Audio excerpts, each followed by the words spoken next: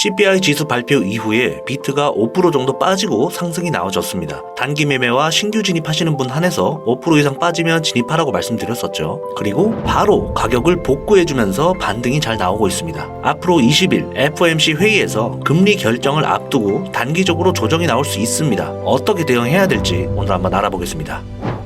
네, 여러분 반갑습니다. 테넥스 미디어의 트레이더 송입니다. 어제 화요일 CPI 지수 발표 이후에 시장에 큰 변화는 없었습니다. 12시쯤에 한 5% 정도 흘렀다가 지금 다시 반등해주면서 그 가격대 위로 올라갔습니다. 아주 과열된 상태가 쉽게 죽지 않고 있는데, 자, 하지만 연 단위로 봤을 때는 여전히 물가가 높은 건 사실입니다. 물가가 계속해서 잡히지 않는다면 연준은 금리 동결을 유지를 하겠죠. 자, 앞으로 내일 목요일 9시 반에 연달아서 PPI 지수 발표가 있습니다. 여전히 물가가 높다면 모든 증시들이 출렁일 겁니다. 마찬가지로 이 영향으로 비트코인도 위아래로 많이 흔들겠죠. 자, 여러분들도 아시다시피 지금은 조정이 나와도 이상하지 않은 구간입니다. 그래서 크게는 이 6만 초반대까지는 열려 있다, 이렇게 생각하시면 되는데 여기까지는 떨어지진 않을 것 같고, 조정이 나오더라도 이런 그림이 나오면서 추세가 형성이 되지 않을까 이렇게 생각이 들거든요. 그리고 상승을 해준다고 하더라도 이때 조정이 나오면 이런 그림, 그래서 단기적으로 매물대 라인이 있는 이 구간과 조정이 나왔던 첫 고점, 이 구간까지는 조정이 나올 수도 있겠다. 심리적인 저항선, 지지선이거든요. 그러다 보니까 한 64,500 여기까지는 충분히 열려있고, 마찬가지로 여기까지 떨어진다면 여기서는 강력하게 매수를 하셔야 됩니다. 신규 진입한에서고 만약에 내 평단이 이쯤이다, 이런 구간이라면 여기서 추가 매수를 하시는 것을 추천드립니다. 충분히 조정을 받을 수 있는 이유가 뭐냐면 13일 PPI, 15일에는 옵션 만기가 4가지가 겹치는 날이죠. 그렇기 때문에 충분히 조정이 나올 수 있는 날입니다. 자, 하지만 비트코인이 조정을 받더라도 과열된 시장이 죽지 않는 이유는 이 USDC의 공급량입니다. USDC는 일종의 스테이블 코인이죠. 자, 23년 12월 1일 이후에 급격하게 상승을 하면서 14%가 올랐습니다. 약 35억 달러 이상이 증가했다고 보면 되는데, 이 같은 기간에 USDT 8.7% 성장률보다 훨씬 높은 수치를 기록하고 있습니다. 즉, 이 스테이블 코인의 저장 수치가 높아지고 있다는 것은 곧 비트코인의 가격 상승을 의미하겠죠. 자, 이거와 이게 지금 바뀐 겁니다. 그렇게 생각하시면 되고, 이 스테이블 코인의 상승은 곧 비트코인의 상승을 의미한다, 이렇게 보시면 되거든요. 그래서 이 그래프가 이런 식으로 완만해지거나 꺾이지 않는 이상 대상승장은 유지가 된다, 이렇게 보시면 됩니다. 자, 그리고 악재 아닌 악재가 있는데, 여러분들 이더리움 다 가지고 계시잖아요. 블룸버그는 이더리움 ETF 승인 가능성을 70%에서 30%까지 하향 조정했다고 합니다. 이 JP모건에서도 이더리움 ETF 승인 가능성을 50% 이하로 낮췄다고 하네요. 자, 5월 달에 이더리움 ETF가 데드라인이잖아요. 이런 기사로 인해서 이더리움을 눌리게 하려는 그런 재료로 사용되기를 바라고 이런 기사가 나온 것도 있을 겁니다. 자, 세계 1위 코인 옵션 거래소 데러빗에서 이더리움 풋 옵션 비율이, 즉 이 하방 베팅 비율이 급속도로 올라가고 있습니다. 자, 이더리움 4시간 차트인데, 자, 옵션 투자자들은 이더리움의 변곡점을 4,000달러 정도로 보고 있다고 합니다. 자, 지금이 딱 4,000달러까지 왔네요. 여기서 이제 조정이 나올 거다라고 생각하면서 많은 사람들은 하방 베팅을 하기 시작했다, 이렇게 생각이 들고 이 부분까지 열려 있긴 합니다. 자, 그래서 한 10%에서 15%까지 열려 있거든요. 자, 이 구간 와서는 여러분들이 추매를 하거나 신규 진입을 하셔도 좋을 것 같습니다. 너무 올라서 못 탔다는 하시는 분들은 만약에 눌린다면 이런 구간에서는 충분히 담아볼 만하죠. 그게 마이너스 10%에서 15% 정도 될 겁니다. 그때가 마지막 기회일 수 있으니까 못 하신 분들은 이때 꼭 담아보시길 바라면서, 지금 파는 건 아니라고 봅니다. 저는 아직 ETF라는 기대감이 아직 남아있기 때문에 5월달까지는 충분히 상승해줄 것으로 생각이 듭니다. 그래서 우리는 5월 초에는 조금 정리를 하는 게 좋지 않을까, 이렇게 생각이 들고, 자, 그리고 악재 아닌 악재였지만 장기적으로 봤을 땐 호재는 뭐냐면 이더리움 덴큰 업데이트입니다. 그죠? 그동안에 이더리움의 단점이었던 이 높은 수수료, 이 수수료를 거의 0 수준으로 낮춰주는 작업이죠. 그래서 결국 알트 불장이 오더라도 이 이더리움은 계속 살아날 거니까 잠깐 눌렸을 때 비트코인처럼 이런 곳에서는 잡으셔야 된다, 이렇게 생각이 들고, 그래서 많은 분들이 ERC20 토큰인 이 체인링크, 그리고 뭐 폴리곤, 이런 것들을 담고 계실 겁니다. 그죠? 덴쿤 업데이트 관련해서 수혜를 받을 만한 코인들을 제가 이 트레이더송 애널리스트 칼럼에 올려드릴 거니까 여러분들 들어오셔서 체크 한번 해보시면 좋을 것 같고요. 자, 어제 이 펀딩비가 최고치를 찍었습니다. 0.14까지 올라갔었거든요. 어마어마하게 많이 올라갔는데 이 펀딩비 수수료만 먹어도 꽤 큽니다. 0.14%면. 자, 23년 이때부터 들어서 거의 최고치를 찍었었죠. 이렇게 됐을 때 이 0.12포인트 정도를 넘어가면 거의 조정이 왔습니다. 그래서 어제 마이너스 5% 정도 빠졌다가 금세 말아 올렸었죠. 굉장히 힘이 좋습니다, 아직까지. 하지만 점점 이렇게 과열이 될 때는 조정이 와도 정말 이상하지 않으니까 여러분들은 눌릴 때 담을 수 있는 절호의 또 기회가 생기니까 참고하시면 될 것 같고, 이번에 비트가 눌리면 알트들도 좀 눌릴 겁니다. 참고하시고, 그래서 제가 절반 정도는 매도해도 괜찮다라고 말씀드린 거고, 제가 올 매도하라는 말씀은 안 드렸거든요. 지금 이 시장에서 누가 올 매도를 합니까? 절반 정도는 매도할 필요가 있다. 왜? 눌렸을 때 다시 잡아도 되거든요. 그 말씀을 드린 겁니다. 자, 그리고 ETF에서 들어오는 자본은 수익 실현을 하지 않고 계속해서 사람들이 들고 갈 겁니다. 이 말은 즉 이제부터는 눌리더라도 계속해서 비트는 우상향할 것이다. 이렇게 보지만 이 구간들이 마이너스 20%, 크게는 20%까지 될 것 같고 마이너스 5%에서 20% 이렇게 왔다 갔다 할 것으로 보입니다. ETF 승인 이후에는 사이클이 굉장히 빨라지고 많은 변화가 생겼지만 이 선물 고래는 ETF 자금이랑은 별개라고 생각하셔야 되거든요. 이런 과열된 상태와 펀딩비가 올라갔을 때는 고래들은 수익 실현을 할 수밖에 없습니다. 근데 여러분들도 아시다시피 이 시장은 선물 시장이 훨씬 크거든요. 그래서 선물 시장에서 이끌어 간다라고 생각하셔도 되는데 23년 들면서 특히 이때 가짜 ETF 승인 소식이 나오면서 아시아권 시간대 오후 1시, 오후 9시 이때 급격하게 상승을 하는 것을 볼 수 있습니다. 자, 이게 무슨 뜻이냐면 아시아권 고래들이 움직이고 있다. 이렇게 생각하면 되거든요. 원래는 미국이 주도를 많이 했잖아요. 이제는 중국 쪽 자본도 들어오고 있고 새로운 고래들의 개입이 시작되고 있다. 이렇게 볼 수 있죠. 그래서